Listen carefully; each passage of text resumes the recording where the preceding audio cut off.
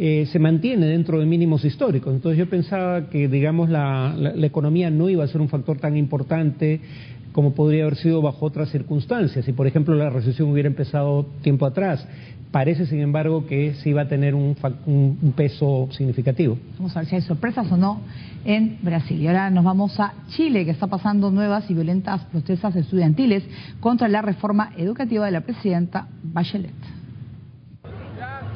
Tienen entre 15 y 23 años, pero siempre que se unen en voz de protesta, hacen retroceder a las autoridades chilenas.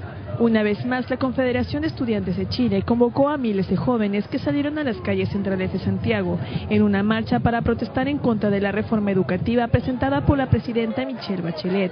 En palabras de los estudiantes, dicha reforma educativa ha sido elaborada sin tener en cuenta los requerimientos del movimiento estudiantil, que exige, entre otras cosas, educación gratuita y de calidad, además de acabar con el lucro en este sector. Aunque la mayor parte de la marcha se desarrolló de manera pacífica, hubo algunos violentos enfrentamientos aislados entre manifestantes y la policía, que usó cañones de agua para dispersar a los grupos. En respuesta a todos estos movimientos, Bachelet se ha comprometido a hacer cambios importantes en el sistema educativo de Chile, bajo ejes que ya han sido aprobados en la Comisión de Educación de la Cámara de Diputados. Muy bien, pues la insistencia de los estudiantes y bueno, yo creo que va a ser pues un puntito ahí que le va a siempre tocar a Michelle Bachelet con esa promesa a los estudiantes, ¿no? Esa es una medida pendiente que tiene con ellos. Bueno, podría decirse que Bachelet hizo algo parecido a lo que algunos pensaban que habían hecho en Bolivia con Evo Morales. Si pones a la cabeza del gobierno al que encabezaba las movilizaciones contra el gobierno, tendrá la capacidad de neutralizar esas movilizaciones. En el caso de Chile, connotados dirigentes del movimiento estudiantil, exdirigentes, ya no lo son, pero que fueron connotados dirigentes del movimiento estudiantil, ahora son congresistas del oficialismo. Se esperaba que iban a tener capacidad de interlocución con ese movimiento en favor de algún tipo de acuerdo, pero lo que parece estar ocurriendo es que más bien se suman al movimiento estudiantil para exigirle al gobierno que cumpla con sus promesas electorales. Hasta donde veo, el tema fundamental por ahora no es tanto el contenido de la reforma como el hecho de que lo que se está avanzando de manera inconsulta. Pero en todo caso, digamos, muy probablemente esas movilizaciones serían aún mayores de haber ganado la candidata conservadora.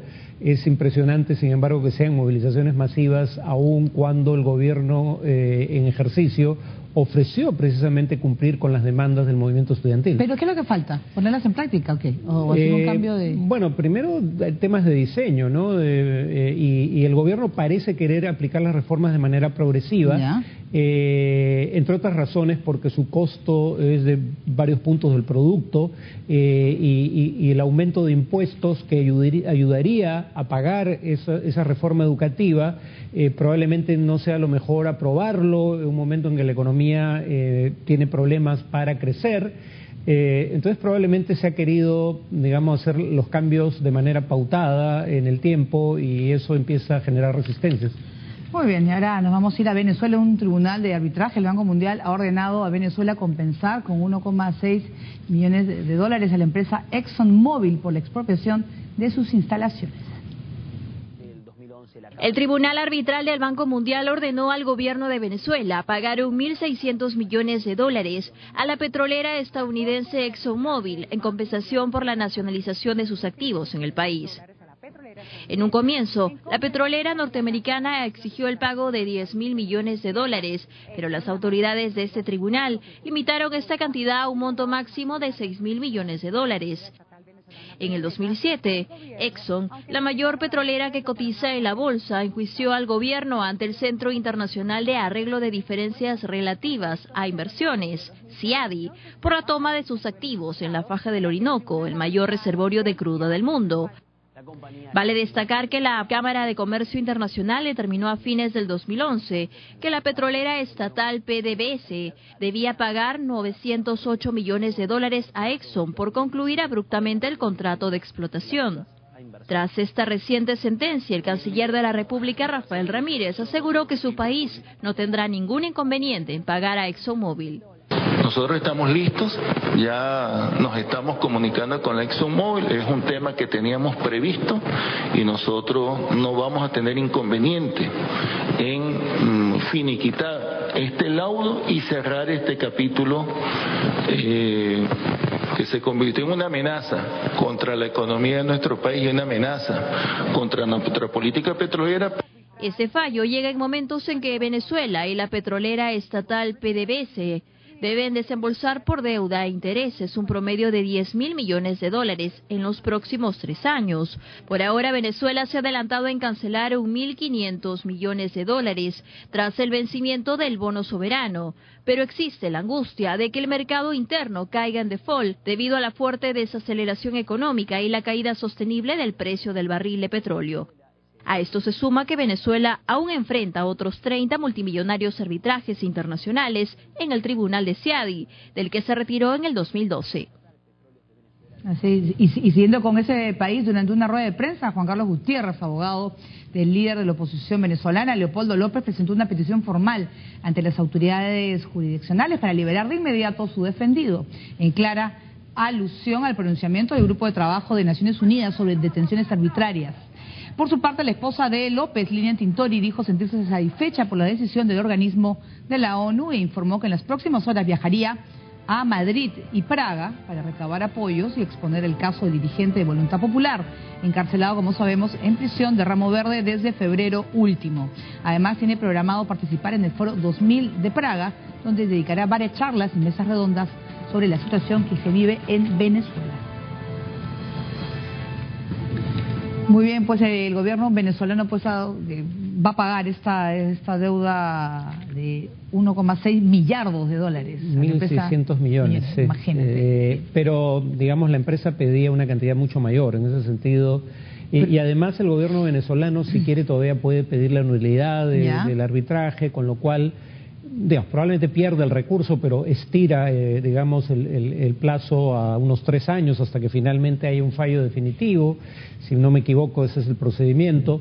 Pero en todo caso tiene que pagar menos de lo que, bastante menos de lo que exigía la compañía. El problema es que le toca pagarlo en un contexto en el cual se están acumulando acreencias de deuda pública contraída previamente, y pese a las crisis internacionales como la de Ucrania o las del Medio Oriente, que involucran reservas de petróleo y gas, según el caso, tiene que pagarlo en un contexto en donde el petróleo está bajando ligeramente su cotización internacional, la principal de lejos exportación de Venezuela. Claro, pero lo que sí de repente le costaría un poco más, no sé si más barato, sería la liberación de Leopoldo López, pero creo que eso sí no están dispuestos a realizar, ¿no? Eso sí van a tener que lucharla por otros... Sin embargo, yo creo que, claro, ha habido, no creo que alcance, pero creo que ha habido un cálculo político en que esta entidad asociada o perteneciente al Consejo de Derechos Humanos de Naciones Unidas emita su pedido de liberación por problemas en el debido proceso, cuando Venezuela está postulando a un puesto no permanente en el Consejo de Seguridad. Y entonces, claro, ¿cómo vas a, digamos, denegar un pedido de ese tipo en el mismo momento en que quieres estar a cargo de esa organización, digamos, en la instancia de gobierno más importante de Naciones Unidas? Eso, si no lo hace, podría hacerle perder votos en la Asamblea General.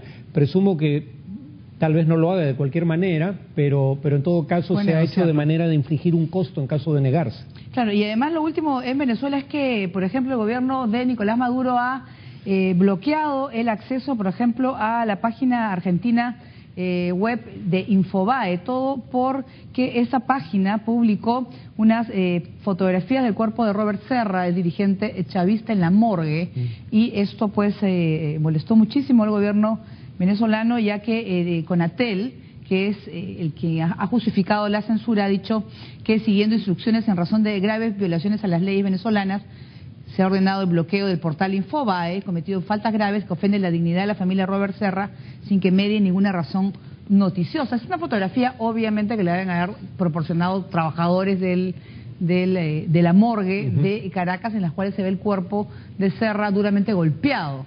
Yo imagino, no sé, todo eso surgió en una cuenta en Twitter que luego fue bloqueada, en la cual se quiere saber, yo imagino que la magnitud de los golpes y la violencia aplicada a este dirigente chavista, ¿no? Bueno, según la autopsia son más de 30 puñaladas, la gran mayoría de ellas en el pecho a la altura del corazón. O sea, no se veían buenos. Serían imágenes absolutamente grotescas y sí, es discutible que tengan un valor noticioso. Claro, pero de ahí a bloquear una página web porque al final Supongo tú puedes que es ver... temporal, ¿no? Supongo que es una decisión temporal.